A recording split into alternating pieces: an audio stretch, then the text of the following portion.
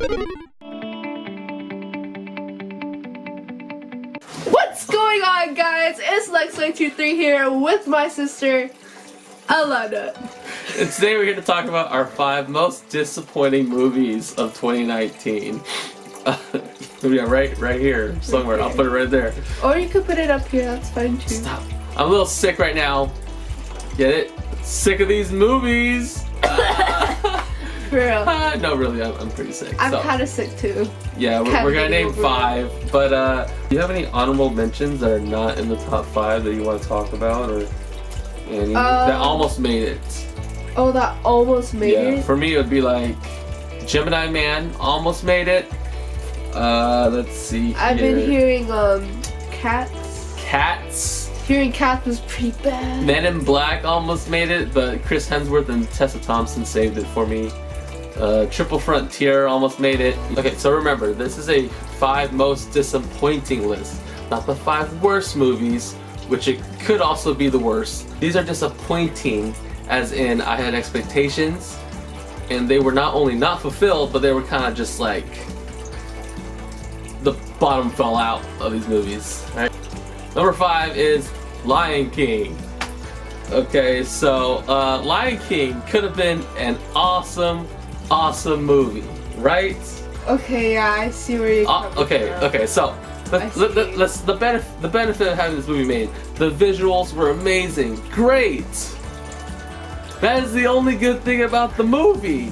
Like, I hated when, okay, what was that song? What was the song that they sing? Simba and Nala sing, it was Can You Feel the Love Tonight, right? Yeah. Okay, when they're singing together, they're not singing together. They're singing at each other. Does that make sense? Like, they were like, oh, I can outdo you. No, I can outdo you. You could tell they were not in the same room when they were singing. I mean, it was nice. Like, I liked how much detail there was. It was detailed and nice and soulless. Yeah. Like, the facial expressions, there was no facial expressions whatsoever. Like, when Mufasa died, Simba just looked like... He was like, oh no! He's dead! See? That's it. Sorry. I mean, like, Lion King was an okay movie at best, but it was disappointing for me, so that's why it's number 5. My number 4 would be What Men Want.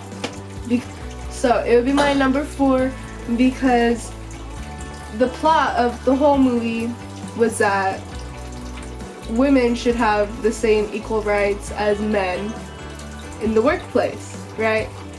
But then there was just too much like sexual stuff, if that makes any sense. Okay, yeah. Like, yeah, I get you. Like in the trailer, it was like, oh, what's he thinking? And he's like, wow, she fine, you know? Like, yeah, and it was like, yeah. Oh, well, football, blah, blah, blah. Yeah, and girls, it kind of depicts people that they itemize other people. It just shows, it just like portrays, I use the big word. It just portrays that like men are just like trash. Yeah. And then the women are just like, oh my gosh, I want equal rights. Case closed. Period. Alright, done. That was number 4. Number 3, I would have to go with Playing with Fire. This is John Cena's, I don't know how many films he's done by now. Maybe 5, 6, 7. I don't know. He's done quite a few, and none of them have hit it out of the park. They've all kind of just fell short of disastrous. And this one's no different, because he tries to take a stab at a comedy that's kind of a 90s kids comedy. Like, this movie could have been great if it came out, I don't know, 20 years ago.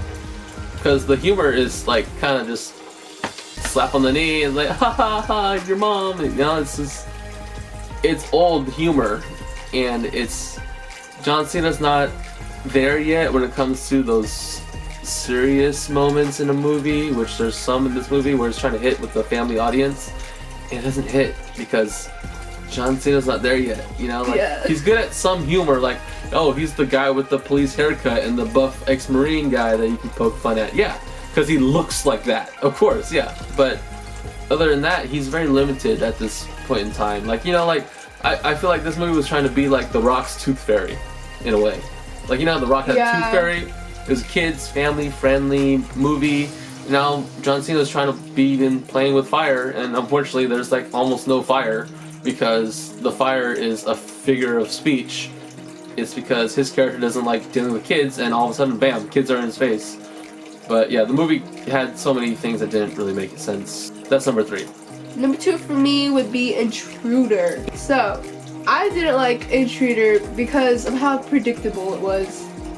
Like, oh, creepy old guy hangs out with the new couple who's taking his house. Creepy old guy, always around the wife. Yeah, the creepy old guy was played by Dennis Quaid, who I really liked. I think that's why we went to go see it, because yeah, Mom was all about. Yeah. That was Dennis Quaid. It's gotta be a good movie. So we watched it, and it's exactly like every other movie. God, what is that other movie? Obsession or Obsessed, whatever the one with Beyonce is. It's exactly like that, because this premise happens over and over, and the whole time while we're watching it, I'm like, yep, she's gonna invite him to the house because she's stupid, and she invited him to the house when the husband's like gone. After the husband said, "I don't want you hanging out with him." Yeah, but she's like, oh, I can't. He's just so nice. Yeah, no, he's just creepy. This movie was dumb, and it was a waste of time. So that's number 2. Yes. Period. Number 1. All right. I was thinking really hard about what number 1 would be, but again, I have to go with most disappointing, as in most disappointing for me, disastrously underwhelming, and that was Dark Phoenix. Dark Phoenix just had nothing in it redeemable whatsoever. Yeah, I hate it. No, okay, I don't hate it as much as, like, say, Avatar: Last Airbender. Yeah. But this movie needed to be at least good. It's coming off of, what is it, Days of Future Past and, you know, X-Men Apocalypse. Yeah. Right? And it has a good cast. It has, what's her name, Sophie Turner in the front. Sophie Turner did what she could with her melodramatic character. The villains, they were a bunch of Groots that can evolve into human beings. And why did they want the space power?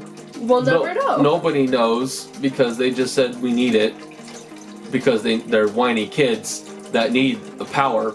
And what was their power base? We don't know, because they were able to survive Storm, but then be killed by freaking Nightcrawler. I'm not really sure how that works, because they misuse favorite people like Quicksilver. Where was he the entire movie? Yeah. He didn't do anything, honestly. Like, he ran towards the Phoenix, and then that was it. That was the end of his character. He ran towards her, then he got brushed aside. He was like, I'm done. They misused a lot of characters, and it's not the fact that it was too crowded. Movies can be too crowded, like Avengers is too crowded, but they made it work. If you let each character do their thing, then your movie's okay. But this movie felt overcrowded because they didn't know how to handle their characters. And lastly was the Jennifer Lawrence thing, which I always preach I hate, because in the very first Jennifer Lawrence Mystique X-Men movie, she looked like Mystique. Like, she had like a whole rubber suit. Like, it's believable that she's not human at all. And then X-Men Days of Future Past came, she lost a little bit of the rubber suit, but I'm like, oh, maybe she worked out. Okay, X-Men Apocalypse came out, she lost a little bit more, and I'm like, wow, she's really morphing into a thinner blue person. Now, she's full-on blue band group, and she's got no rubber features, she's just blue Jennifer Lawrence. She's got no scales, nothing. She's just blue face. And the story sucked. Sorry. They tried this thing twice. They tried in the last X-Men Last Stand. Do you remember that one? X-Men Last Stand. They tried this storyline, it didn't work. So they tried it again. It doesn't work. I don't know, it's a cursed storyline. I don't know why. It's the end of the X-Men Fox series. It should have been good. It wasn't. It was bad. You ended with a bad taste in your mouth. How do you guys do that? With a cast like that? Michael Fassbender? With a cast like that? Like, with a good cast, it turned out to be... And I heard there was a bunch of reshoots. Like, the whole train scene at the end, which is the only good scene in the movie, was reshot. So there's an edited clip or an edited version of this movie that didn't have the train scene. So I want to see that. That would be even more of a train wreck. Pun intended. See? That's why it's number 1. I didn't like it. And I love Marvel characters. I love every Marvel movie except for that and Fan4Stick. But, you know, like, it's not memorable. And it's really irritating. It sucks. That movie sucks. Sorry. Got a lot to say. That's number 1 for a reason. It sucks. Thanks for watching, guys. Alex, if you like this video, not... don't forget to like and subscribe. Anything else you want to add, Lena? No. Okay. Actually, yes. You almost hurt your... Oh, would you look at that Avengers Endgame? Check it out. This is the best movie of the year so far. Check it out. Toy Story. Okay. Oh, wait. But don't forget. Star Wars! Oh my god. Thanks for watching, guys. As always, y'all take care. We'll see y'all a little bit later. And Happy New Year! Eve. Happy New Year Eve. Oh my god. Fireworks! Wait. That's number 3. Okay.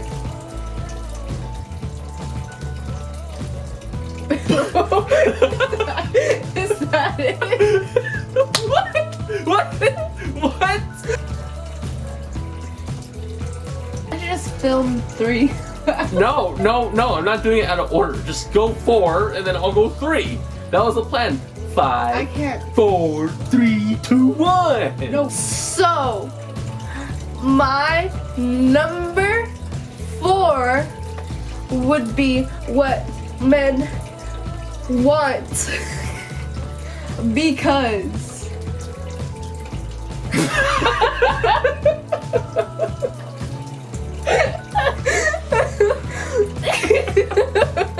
Because. Wait.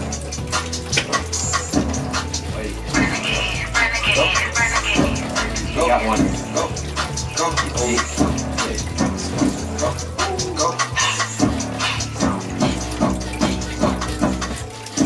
You want to learn it with me? No. I get to do that. Stop. Okay. Wait. Fireworks. We gotta redo the whole thing. No, we don't. Yeah.